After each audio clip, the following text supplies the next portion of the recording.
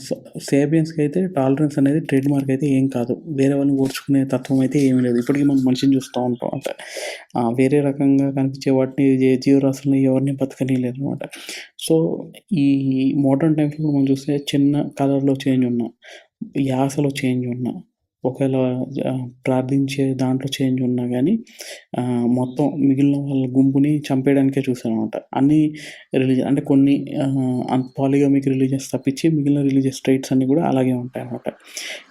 ఒకవేళ సేపియన్స్ గాని more tolerant ఉండి ఉంటే ఉన్నారులే మనలాంటి స్పీసీస్ ఉంటే ఎలా ఉండేది?